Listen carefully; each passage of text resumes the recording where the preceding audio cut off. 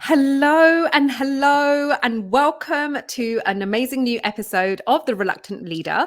I am the Reluctant Leader, Gajinda Bogo, and today I am joined by an amazing guest called Sarah Cooke, who is a fellow marketer, collaboration over competition here, and Yeah. she's also one of my own success sisters, and we have been working in really close proximity over the last few years. So I'm so excited to have you here, Sarah, and we're probably going to have some conversation that we've probably not had in the time that we've known together. So before we start our conversation, Sarah, would you mind just introducing yourself to everybody?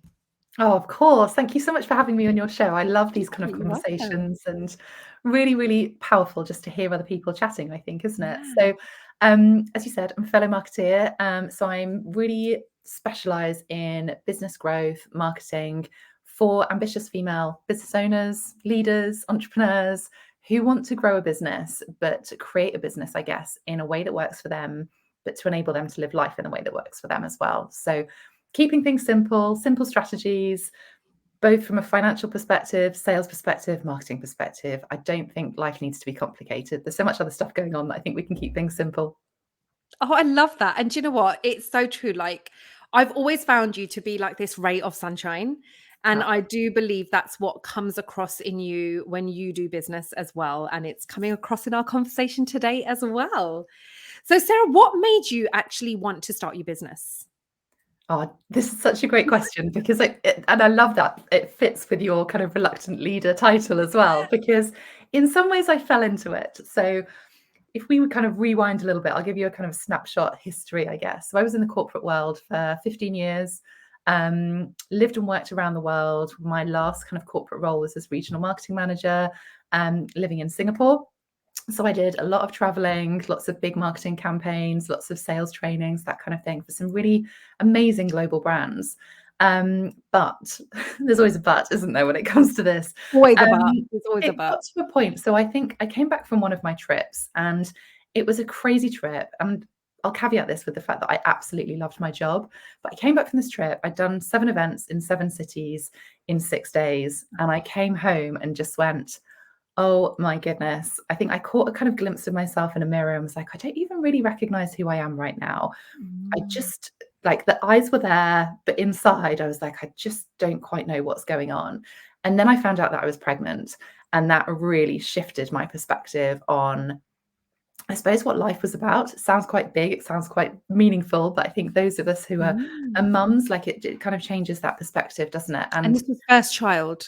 first child and living Mm. abroad. So I had no kind of support network. Only had 2 months maternity leave. And in some ways, I guess I was kind of forced to leave the corporate space because 6 weeks after giving birth, and I had a really horrific birth, my son nearly died. And I just went, I can't go back. Like, I cannot go back into the corporate space. I need a break. I don't know what that break is going to lead to. I don't know whether I will go back into the corporate world. But then about 4 months after he was born, I just had this real sense of I needed something for me. Like, I'd kind of lost a bit of Sarah along that journey of highs and lows of being a mum, him nearly dying, leaving the corporate world. Like, everything had just changed. And I was like, I don't really know what's going on. And so I signed up to do a holistic health and massage therapy course completely for myself because it was something that I was interested in.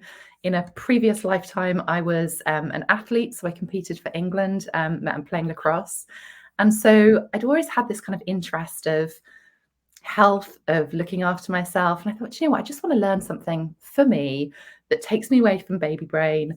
And what I hadn't quite realized is that I needed to do some practical kind of case studies as part of that training. And during that time, the case studies that I was doing, they were just like, you're really good at this. Why are you not doing this as a business that you can do it around your son?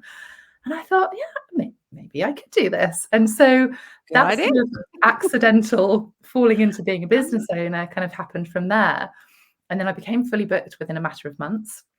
And again, don't think I'd realized how much I knew from a marketing and sales perspective, but we kind of take for granted what we know, don't we? So I just kind of had gone out and did my thing, became fully booked, and then went, I need something else. Like, I can't help as many people as I want to. I loved the idea of running my business. I kind of got into the the buzz of it all, hit an income ceiling because I was living abroad. Whenever we'd come back to the UK to see family and friends, effectively I was closing my business every time. And I So just you went, built your business abroad? yeah, so I built my business in Singapore, Oh, my first business. wow. Okay. Oh, wow. Yeah. How amazing. And so that was the sort of inside or Mm. in sort of starting point of getting into my own business. And then I added in physical products. So I created a whole new brand with physical products, which was mum and baby gifting. That won a whole load of industry awards. I didn't even know half of this information. Yeah. And then kind of when actually, so my ideal client at the time was lots of prenatal, postnatal mums. And I just went, I've got to do something online for them. I want to be able to pull all of this together and help them. So that's before that I even knew about different business models and having passive income and all those kind of buzzwords that we hear about. I kind of You were started doing it all. creating this business model without really realizing it. Yeah. And then people were asking me for advice and saying, well, how have you done this? What are you doing? How can I do the same? And that's when I started getting much more into the sort of mentoring and coaching space. So yeah, it's been a journey. Wow. Yeah, what an incredible journey. And I obviously met you at the coaching and mentoring space. Yeah. So I didn't know all of this stuff. So I was really interested to have that conversation with you today. And I didn't know the first business was actually in Singapore. Yeah. So what was that like doing business in Singapore compared to doing business in the UK? I mean, there's obviously the sort of practical differences of, HMRC versus Singapore governments and things like that, and the kind of legalities around things. But you know what? When it comes to marketing and sales, it's very similar wherever you are. Yeah. It's the Just go messaging, online. the strategy. Yeah, it is. And I think I mean, know this and your audience do as well, but having the right message, being in the right place, talking to the right people, that it doesn't matter where you are in the world to do that. But I think sometimes we just overcomplicate it because we feel like we should be doing something, or we see something on social media or the shiny object stuff. And I'm like, okay, let's bring this back to actually what we could be doing and keeping it as simple as possible. Amazing. So when you came back to the UK, is that when you started your coaching and mentoring business? Wasn't for a little while. So I didn't restart the holistic therapy from a practical side when we moved back to England. The plan was to, but I moved back when my son was 3 and my daughter was 1. And I just needed You some had a time second baby. I had a second one whilst I was out there as well. While you were running your business. Whilst I was running the business. Wow. Yeah. So yeah. And then when we moved back, I just thought, actually, I need some space to readjust. We'd been away for 7 years. The kids had never lived in England. And it was getting them settled, which actually took longer than I sort of anticipated it would do, because we'd completely tipped their world up on its side, and they'd lost everything that they knew. And even though England for us was home, it wasn't for them. And I think that was a real big shift. So yeah, I took some time to kind of work out what I wanted to do from a therapy side, but still had the product business. So that was going really well. And then I sold that probably about 3 years ago now, just before the pandemic, that time before that. And that's when I really started focusing on the mentoring and coaching, because that was really growing. And I felt the challenge of kind of having 2 businesses with 2 little ones. So yeah. Wow. And how did you manage to navigate all of that? So you're living proof that you can start a business and have a successful business while in another country, while having little kids, like babies and newborns. How did you manage navigating and juggling all of that while you were starting up your business? Oh, good question. I think it's just getting laser focused on the stuff that actually makes a difference, both to you as a person as well as to the business. And one of the things we were speaking about before we came on air was actually everyone has different versions of success. Yes. And I think that can evolve as well. And that can evolve as your children get older or as you have more time capacity. And I think I've become quite self-aware, definitely over the years, as to actually what I want to do, what I don't want to do, what I'm prepared to do, what my energy needs, and that sort of mindset piece as well. And I think all of that, of just getting super clear on what it is that I want personally, lifestyle wise, as well as business goals, marrying that together and then building like a really simple strategy to be able to do that, as well as then looking after myself from a mindset and energy perspective.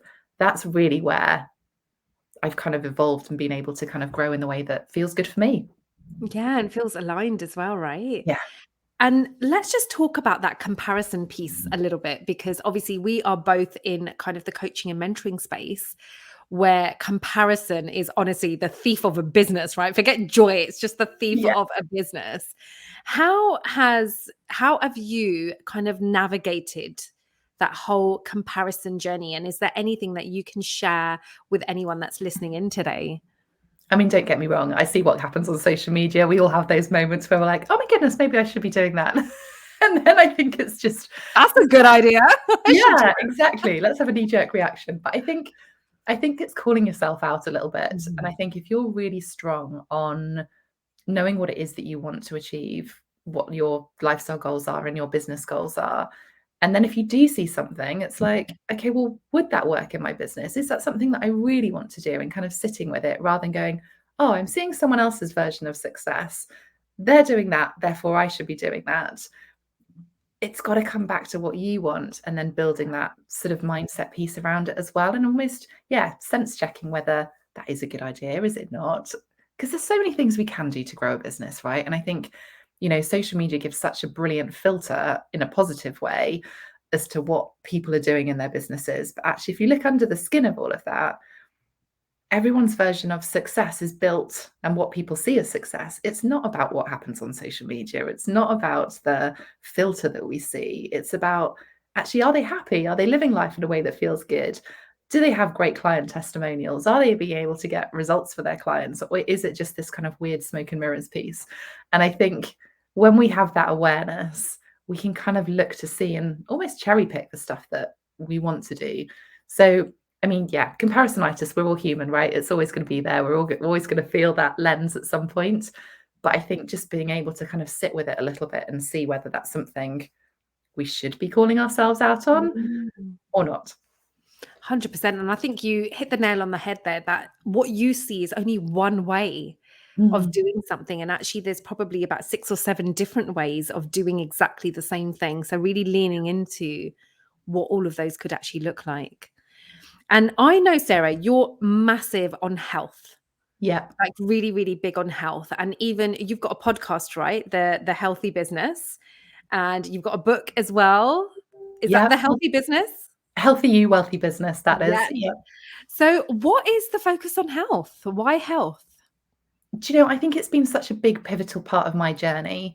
And mentioning about my kind of sporting side of Mm. things. And I think one of the things that really hit me was I was 21 at the time and I had a really bad injury and I had to learn to walk again. And meant effectively the end of my England playing career, meant that I was sat on the sofa, physically sat on the sofa for months where I couldn't do any exercise. And that was a real big outlet for me, mentally as well as physically. And I still remember it now, literally sitting on the sofa and going, am I going to let this define me? Or do I want to do something about it? And I think building that resilience, building that sort of lens on what health looks like. And for me, health is so much more than just the physical health. It's the emotional health. It's the mental health. It's, I'm not kind of spiritually woo-woo, but spiritually curious. And just all of that for me comes together in health. And I really think that if we, as business owners, if we're running at our optimal health, and I'll put that in converted commas, then actually our business is going to skyrocket. And what I see so many women doing, especially, is that they know they need to look after their health. They know they need to be doing all the things, but actually it goes to the bottom of the to-do list because we're so focused on results. We're so focused on getting those things. And I think it's actually, if we can align even just our working day with our energy patterns, like I know I'm much more efficient and productive at the beginning of the day than I am late at night. So it makes sense for me to do the stuff that requires more energy at the beginning of the day rather than doing all the stuff and then waiting until the end of the day where I'm trying to dredge my brain through something that feels harder. So I think, again, it's that sort of awareness piece of what do you need to feel good, energetically wise, mindset wise, physical health wise, and how do we put that into our days as almost the CEO of your business taking that responsibility to look after you, because if you show up in your best self, not only is your business going to be more successful, but actually your clients are going to get better results, and you're going to enjoy it a lot more. And let's be honest, that's what business should be, right? Yeah, 100%, 100%. And have you got any tips that you can share? Like just one or two tips that people can implement immediately that can see that health, that health be optimized, but it's not going to be something that, oh my God, I don't want to do this. One of the biggest game changers for me was not starting client work until 10:30 in the morning, and Mm. doing something for me at the beginning of the day, because especially when the children were younger, I remember getting to the end of the day and just being like, oh gosh, I still haven't done anything for me yet. I've done everything for everyone else. I'd drop the kids off at school, rush back for a 9 o'clock meeting, and then feel like I was chasing my tail for the whole day and getting to the end of the day and just feeling exhausted. And I thought, well, hang on, what if I switch it? What if I did something straight after the school drop off? Especially it's been, the weather's been bad, you've had a problem on the roads or traffic or whatever. You don't want to start a day like that. Like that energetically is not going to be good for anybody. And so I thought, well, who says that we have to start at 9 o'clock? It's only because of my corporate background that I feel like a day should be set in a certain way. But what if I flipped it? What if I did something for me? It could be exercise, it could be coffee with a friend, it could be some self-development, it could be working on my business. But putting that boundary in place has just made such a difference. And it's meant I've noticed that my clients get better results. We have a much better calls when I'm having them. So that would be one thing. And it's not necessarily that you have to have a kind of a hard line at 10:30, but I think getting curious as to what works for you would be something that I would invite people to have a look at. And I think also going back to that sort of energy piece, there's so much stuff that we do because we feel we should do it, or just to keep us busy. And actually, if we can create more space, if we can create more headspace, especially as business owners, we need to have that creative thinking, those thoughts that can just, work their way through in a subconscious way. We can't do that if we're switched on, like properly on all the time. Yeah. It doesn't happen. And then we wonder why we're stagnating or why we're not. And then we go into hustle mode, and then we get scarcity, and it just ends up being this sort of spiral. So if we can kind of reverse that a little bit and go, well, what am I spending time on? Do I need to be spending time on this? Can I start something, stop something? That's like the kind of the start, stop, keep going. But also, again, calling yourself out. Do you have to be doing this? Is it really going to make a difference to you or to your business? And if the answer is no, then it's okay not to be doing it. And I think it goes back to what you were saying earlier. Actually, there's so many different ways that we can grow a business. There's so many different ways that we can visualize success or be on social media or whatever that looks like. We don't have to do everything to be successful. 100%. Now, my husband's got a business and he does not do anything online. And he's got a very successful business. Majority of my business is online. Yeah. And, it just shows you that actually just in the same household with a couple running businesses together, you can actually do things very, very differently. Yeah. Sarah, I loved your 10:30 start.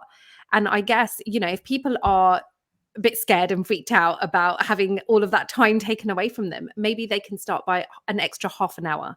Yeah. So if they were starting at 9, push it to 9:30. Yeah, absolutely. Or just do it on one day and just see how that feels, or clear Fridays and have that as your overflow day or something like that. And I think it's playing around with it. It's getting curious about where your energy is through the day.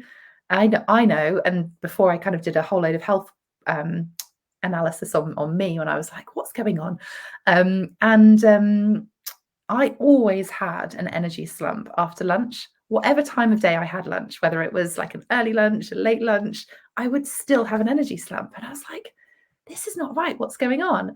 But actually, until I worked out what was going on, I shifted how I worked. And I was like, okay, so after lunch, whatever time I'm having lunch, I need to do something that doesn't require a huge amount of brain space or brain capacity for me. Let's do that before lunch, and then we can crack on.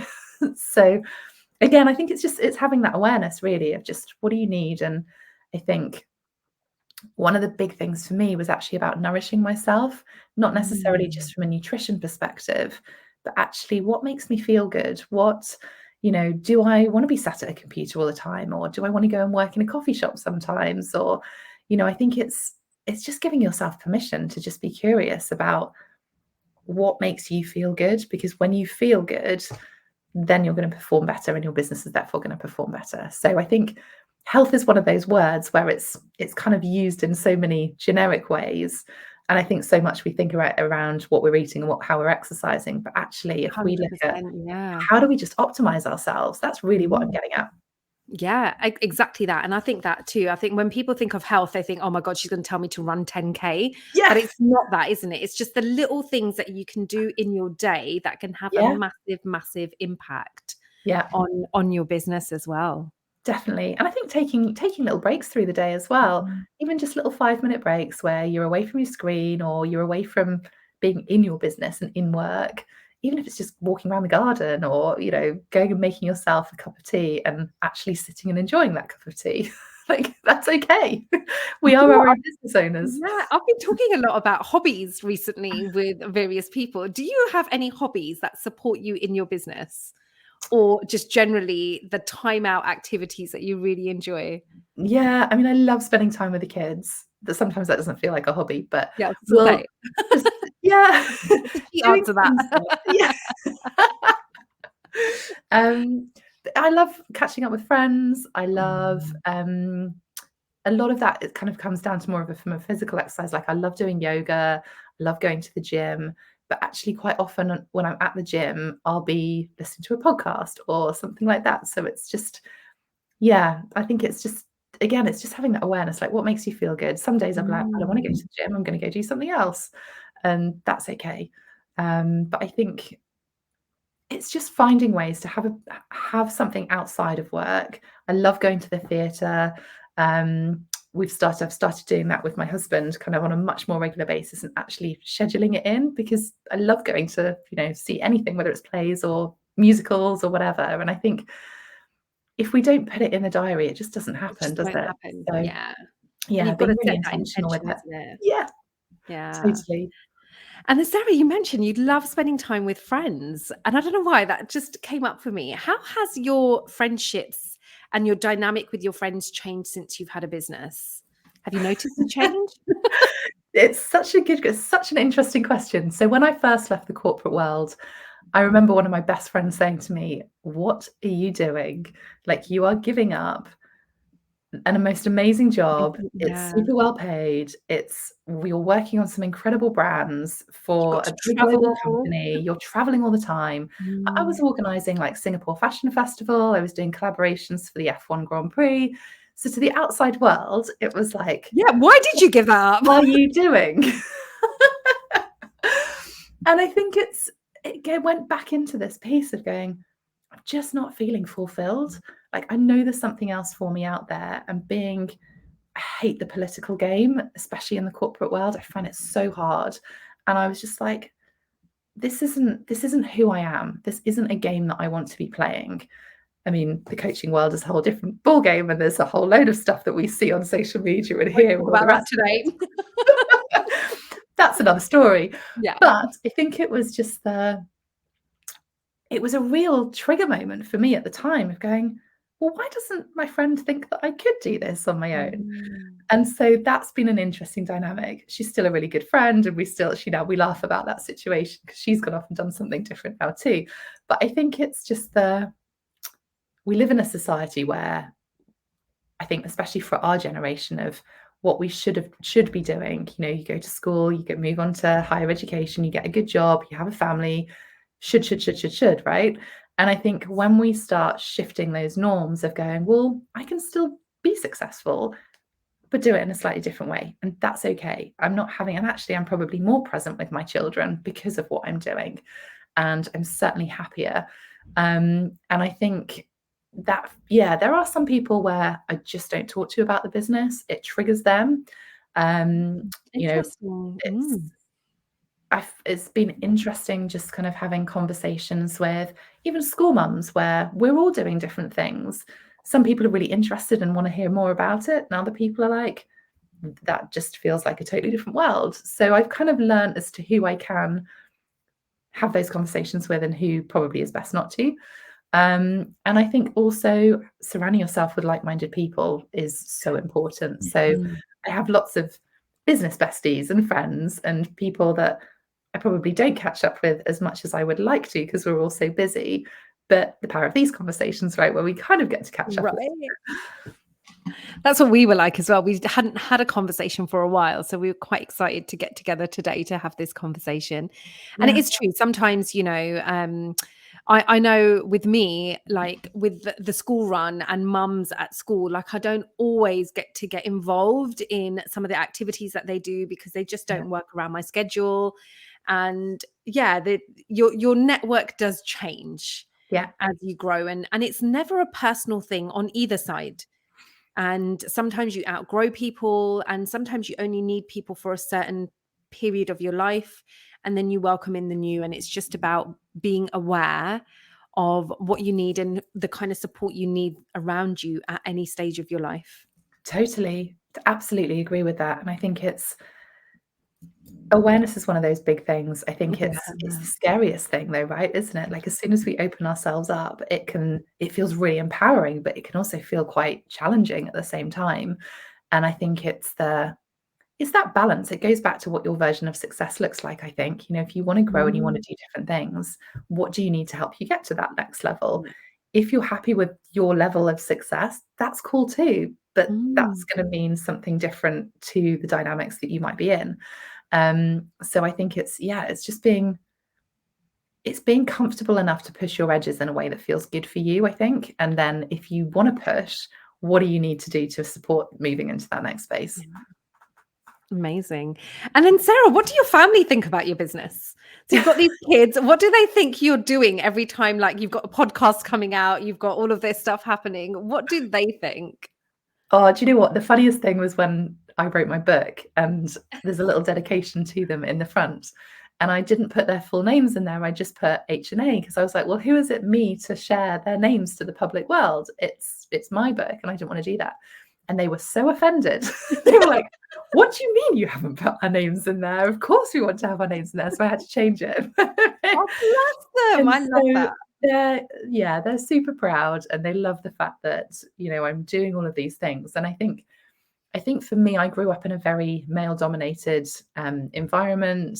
It was a very competitive environment.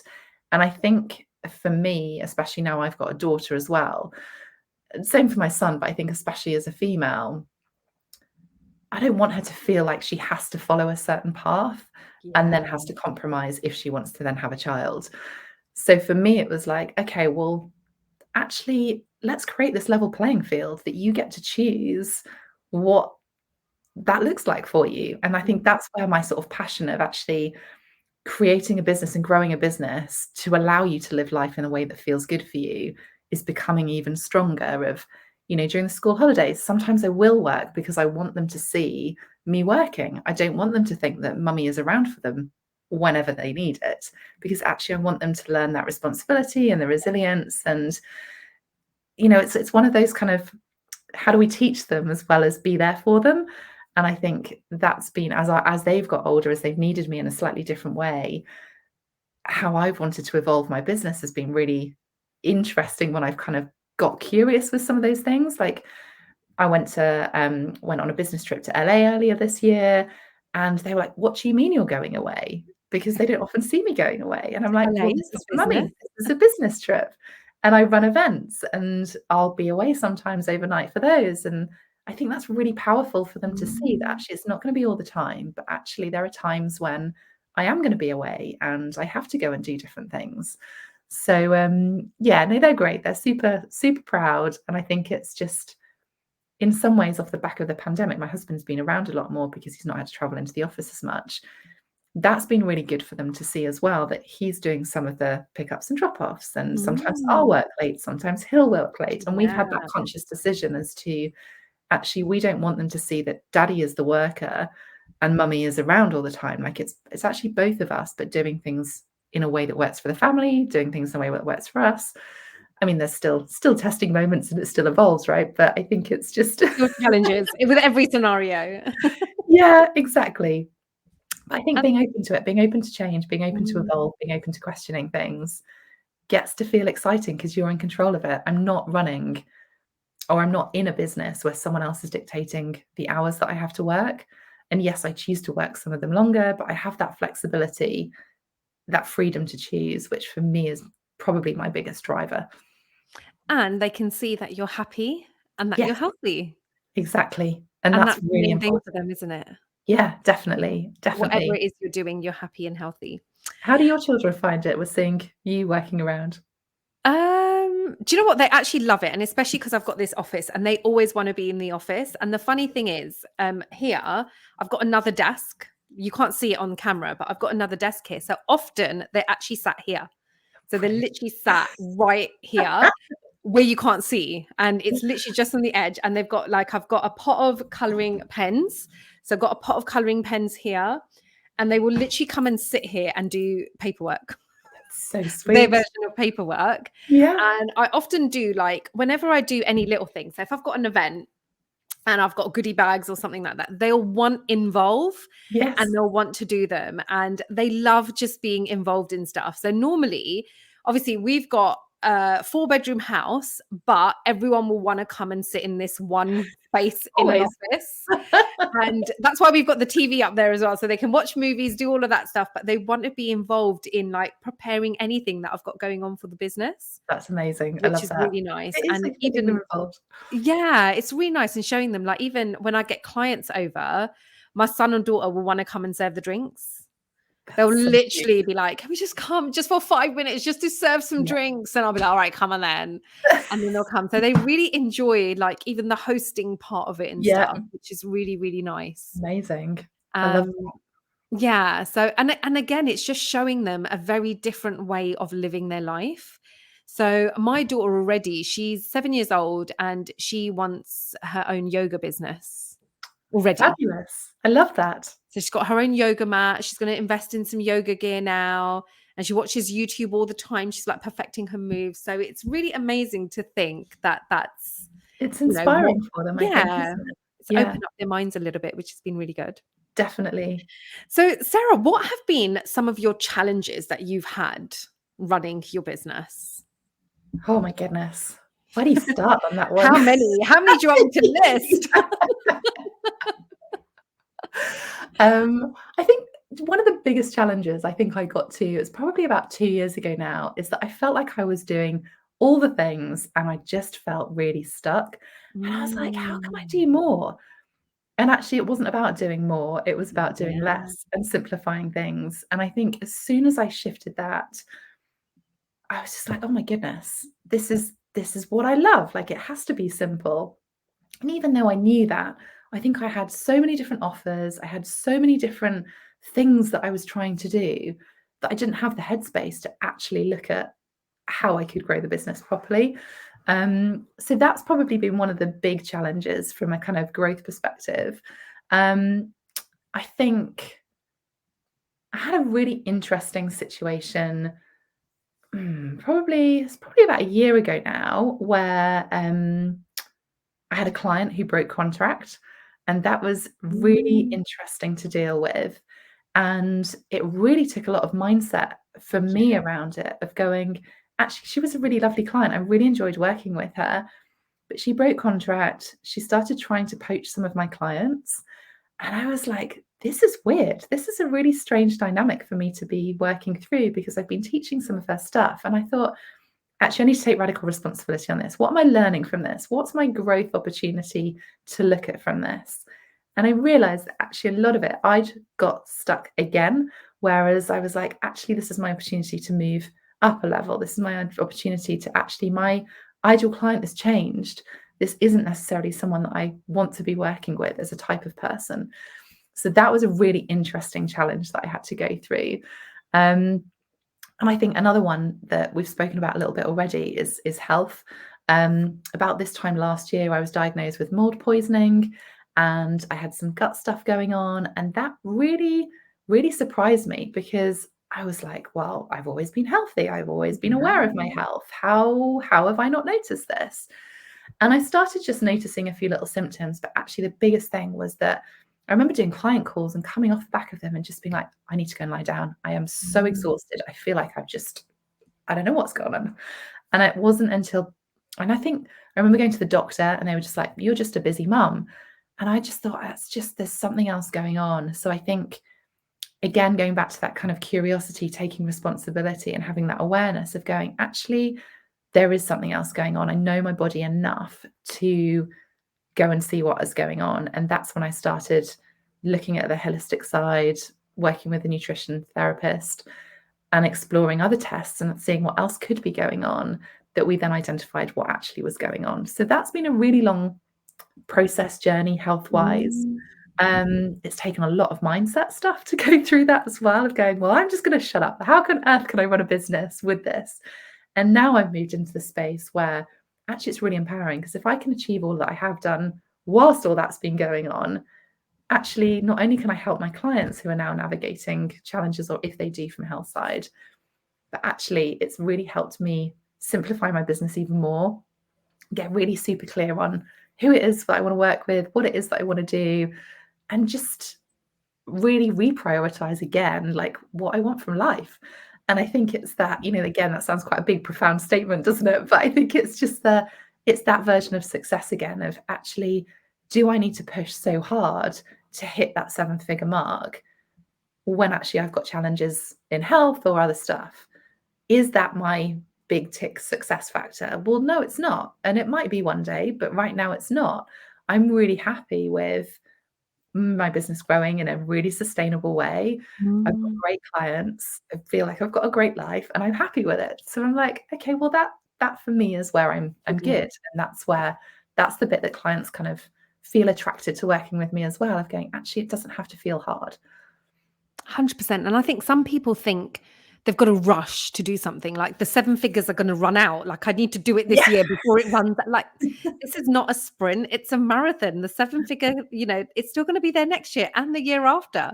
Yeah. But take your time and enjoy the process. Yeah. And enjoy everything else that happens through the process, because, you're right as well. If you haven't got your health, and you've experienced some health conditions over the years as well, that if you haven't got your health, no amount of 7 figures is going to help you enjoy any of it if you don't have that health. And I see some people who are at that level and they're not happy, or they're on their own, or, and I'm just like, okay, well, is that what I'm aspiring to? Well, probably right now it's not, and that's okay. So yeah, I think it's an interesting one, isn't it, when it comes to kind of that success version and what you want from your business. But I think it's, if you know that it's aligned to you and what you want, if you're happy with it, if it's growing. I think the other thing is growing sustainably. So I know the business model that I don't have the peaks and the troughs, because that makes me feel uncomfortable. I would much rather have that steady growth, but consistent. Imagine your nervous system going like that as well. And I think that's it as well. It's that health piece again of like, I don't want to live in this space of scarcity every month. I'm like, no, okay, I can still have that cash injection, but actually, let's build on it. Let's continue to build on it. Well, I don't want my kids to know that I've had a cash injection or I haven't. Yeah, exactly. They're like, oh, mum's been paid. Oh, no, she hasn't. Like, you don't want that feeling for the people around you to know exactly when it's payday and when it's beans on toast day or whatever it is. Yeah, exactly. Yeah. And I think shifting that is so important as well. Yeah, absolutely. So, Sarah, what is next? What does the future and 2024 hold for Sarah Cooke Coaching? Oh, I've got some really fun things planned. I am actually really open to what the next level looks like. I'm really curious to see what happens as well, because I've kind of shifted a lot of the stuff that, I suppose, the challenges that we were talking about from a health side and business modeling perspective, and everything just feels very, very open and kind of, I suppose, limitless in a word, of going, actually, what are those possibilities? And I'm kind of open for it all. Like, I've got some really fabulous events coming up. I've got a mastermind that I run, which I absolutely love. So yeah, I'm kind of just, I'm open to seeing what's going on. I love that. It sounds really, really exciting. And do you have any advice? So anyone who may have faced some of the challenges that you have faced, or what's the biggest advice that you could leave for anybody who might be watching us today? So one of the things that I always say to my clients is reverse engineering what you want to achieve. Mm. So think about what it is that you want and then reverse engineer it, brainstorm all those ideas and go to the one that feels the simplest, easiest possible way for you to do that. And I think when we do that, that's when you're going to stick to alignment. That's when it's going to feel good. That's when it's going to feel fun. And you're much more likely to achieve that level as well. So keep things simple. I love that. And keep healthy, Yeah. especially over the next few months. Yeah, exactly. But you know what? Have some fun. Like, I'm totally up for the 80/20 rule. I love my chocolate. I love all that stuff. So lead into it. Oh, I love it. I love it. Well, Sarah, thank you so much for joining me. Honestly, been such an incredible conversation. It's been amazing for me to find out so much more about you as well, especially before the last 3 years since I've Yeah. known you as well. So it's been really, really lovely. And if anyone has been watching the conversation and obviously they want to reach out to you to get to know anything more about you, what is the best way? I've put some details down the bottom, but what's the best way for them to reach out to you? Yeah, amazing. Thank you so much, first of all, for having me on the show. That's right. I spend a lot of time over on Instagram. So at Sarah Cooke Coaching is probably the best place to find me. I've got a whole ton of free resources, small investments and bits and pieces on my website, sarahcookecoaching.com. Or feel free to drop me an email as well. More than happy. I love having conversations. So yeah, I'm always open to them. Amazing. And if you're not ready to get in contact with Sarah, do listen to her podcast. And if you just let people know what your podcast is and where they can access it. Yeah, absolutely. So the podcast is called the Healthy Business Podcast, and it fuses together everything about what healthy business is. So financial stability, you being at your optimal levels, all the stuff. And it's a mix of me doing some interviews with some brilliant people, as well as me sharing some of my kind of insider knowledge and top tips. That is on all of the audio platforms, or you can access that via my website as well. Amazing. Thank you so much. Really, really appreciate the conversation that we've had. Hope everybody that's watching has enjoyed it, and do reach out to Sarah if you need any support. Amazing. Thank you so much for having me. Love You're this chat. welcome. Thank you.